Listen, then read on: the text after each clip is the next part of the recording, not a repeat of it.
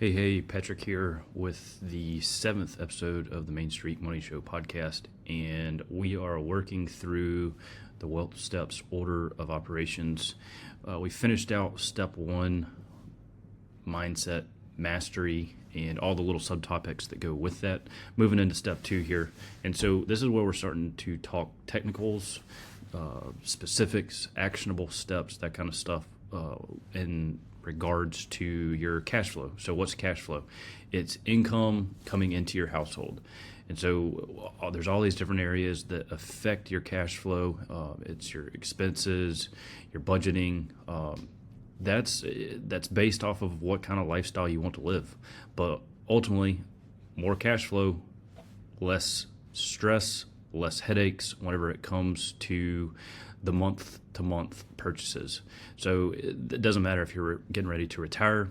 You have to figure out what your cash flow is going to be, whether it's regards to Social Security, a pension, portfolio distributions, some other income stream, rentals it could be. Maybe you've purchased an annuity already.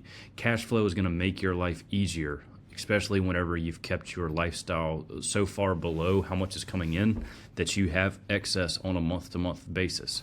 If you've got excess while you're working, that means you have money to invest. If you've got excess while you're retired, it means you have money left over that you could potentially spend, or you could save it and leave it to a beneficiary. The options are endless there. But ultimately, what we're trying to do here is provide a framework for you to operate around in regards to how you decide on how much money you need, how much money you are going to spend, as far as discretionary, your wants, your needs, that kind of stuff. But we just got to figure out where's the money coming from, and let's put together a strategy for where the money is going to go.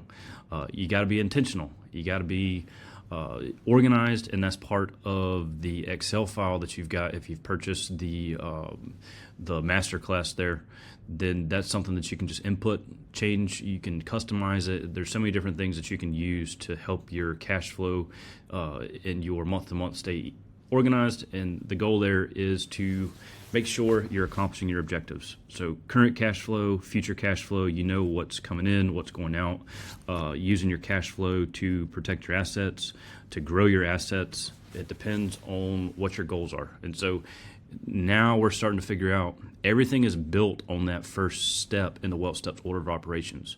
It's built on what you wanted your life to look like, what you wanted your kids' life to look like whenever you left them money.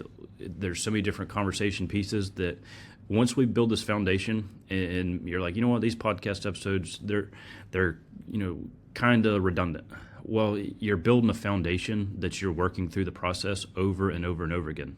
And so you don't know whenever your life is going to throw you a curveball, and you're actually going to have to go back and figure out, okay, well, last month my short-term goals were X, Y, and Z, but now this month my short-term goals have changed because life changed. Somebody passed away. There was an auto accident. There was some type of job loss. These short-term goals change as your monthly cash flow changes. So that's where having a second set of eyes and a second set of ears as far as working with somebody, if you're a DIYer, that's where the shortfall comes in at, is you don't have somebody to bounce off the ideas. Ultimately, if you have somebody in your life that you're working with, then the goal is not bringing technical products to your situation month over month or year after year. If that's the case, then you're working with a financial product salesman or saleswoman. You're not working with a comprehensive financial advisor. So once you can figure out these goals that you are working through in step one, and then the technical aspects of where's your money coming from. For a retiree, it's different than somebody that's working, but the goal is to build multiple streams of income. And if you can have that multiple stream of income, then you've got options. So how do you build the multiple streams of income if you're working? Well, it could be a combination of a job. It could be saving money from that job to buy a rental property. It could be saving money from that rental property to go purchase some type of investment portfolio. There's an order into the madness. So it's getting organized. I stress this over and over and over again. Organization.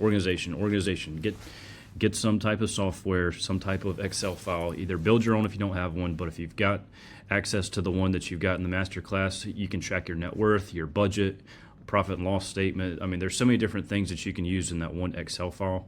But this is a couple of slides that we don't even go into much more detail in this podcast. I try to keep it right at 5 minutes, but that's what we're talking about in the second step of the cash flow mastery, and that is cash flow education. And that's just learning about where the income is coming in from and where it's going out. And so we'll continue working through this section on the next couple episodes of the Main Street Money Show podcast. And I appreciate you tracking with me. So we'll see you on the next one.